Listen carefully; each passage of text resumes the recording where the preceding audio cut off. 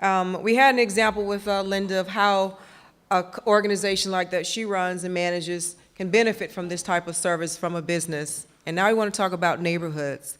What does it look like when a neighborhood actually gets a chance to benefit from the corporate social responsibilities of organizations to make sure the development that's around it can benefit?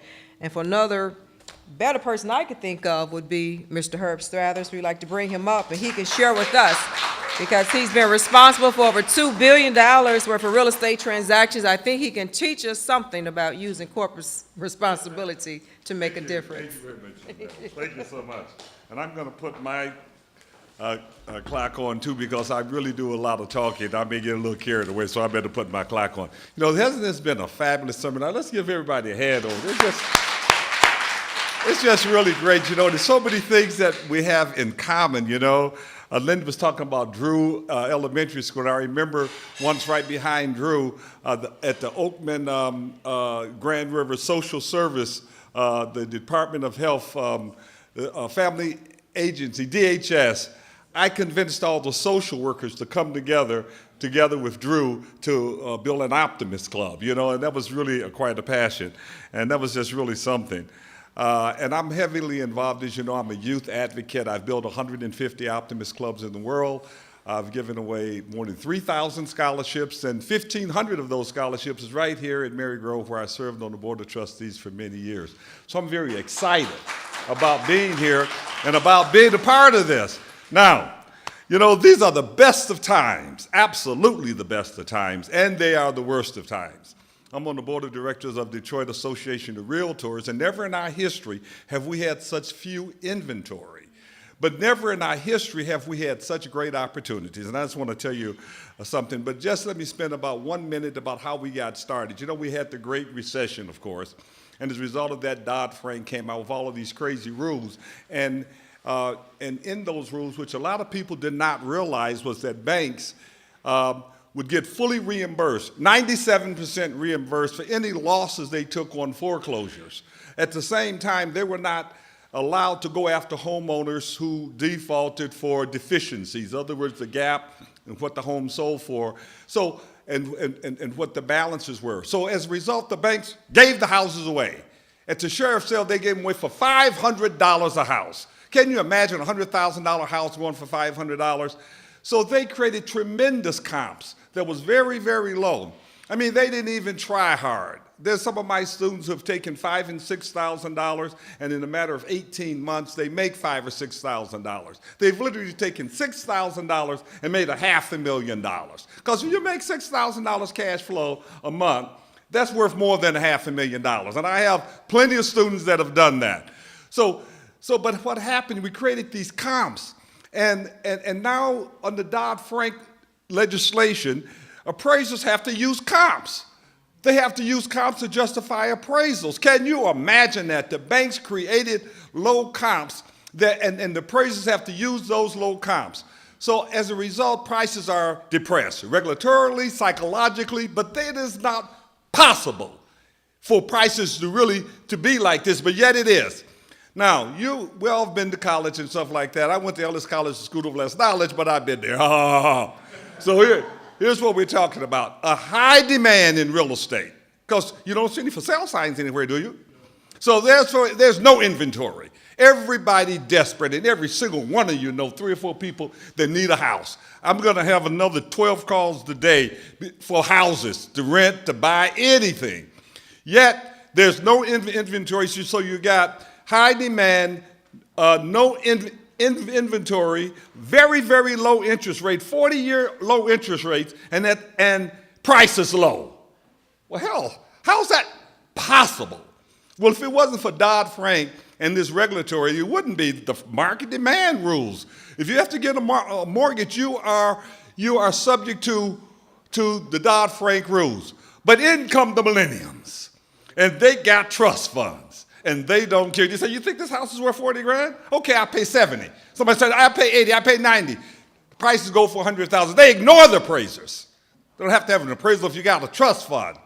So all of a sudden in area code 1, 48201, 02, 06, prices have just skyrocketed. 48201 was the second poorest county in the state of Michigan with 48 8.93% poverty rate in 2012. Only Temperance, Michigan was number one.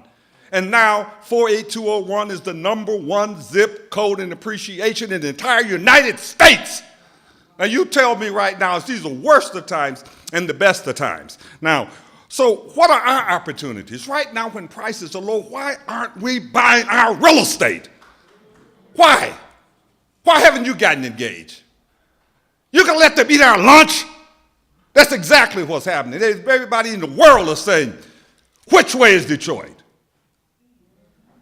And it's kind of like we're on Novocaine walking around. And can you imagine?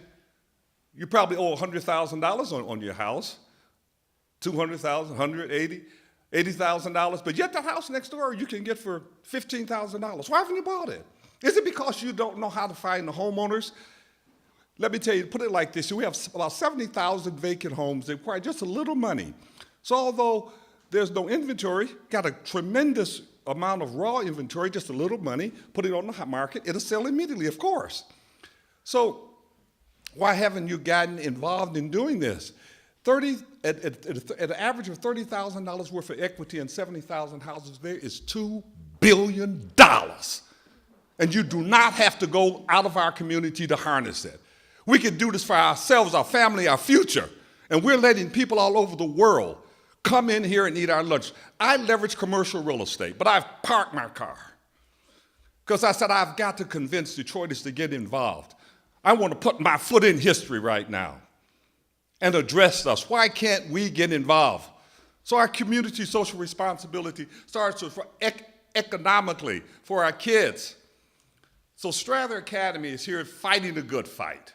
And I just appreciate all of the comments that have been made about fighting the good fight. We got to fight the good fight. And in terms of fighting the good fight, a couple of items too.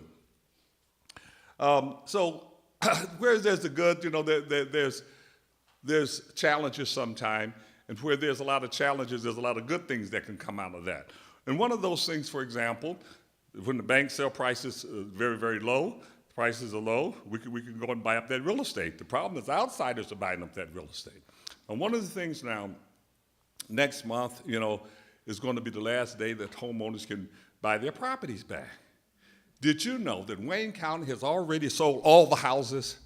All of the good houses are gone. The auction this year is going to be a shell of an auction. There are not going to be any quality houses to buy because they're already pre-sold. Wayne County, the first time in history, not the treasurer, but Wayne County, the city, the state, and the county have an option to get these homes after June the 7th.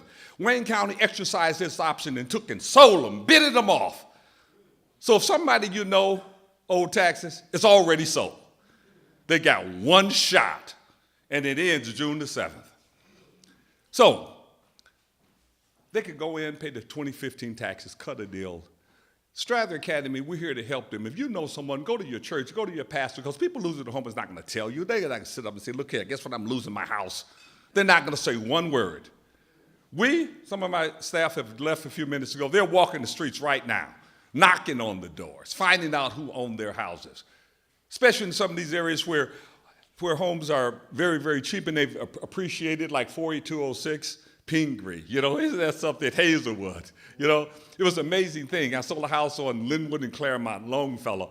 On the same week, I had an offer on Berry Gordy Senior House on Myers and Outer Drive, that wraparound ranch. The house over there on Claremont and Linwood went for $154,500, and Berry Gordy Senior House, the wraparound ranch on the northeast corner of Myers and Outer Drive, did not appraise for $150,000. I said, my God.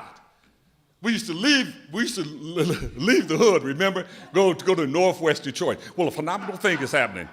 The hood has been taken over by millennials. I'm not mad at them because their grandparents live here. Not their parents, but their grandparents. And we're just moving out to the suburbs, giving up downtown, giving up the water. Hell, we're about to have an accident. We're about to have an accident. Detroit is going to the burbs and everybody else coming in. And you know what's amazing?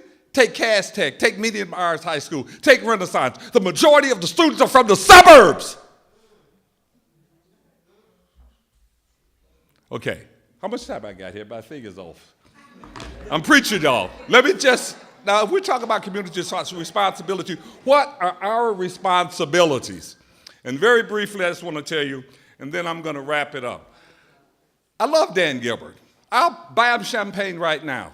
But you're going to tell me we're going to let somebody, an individual,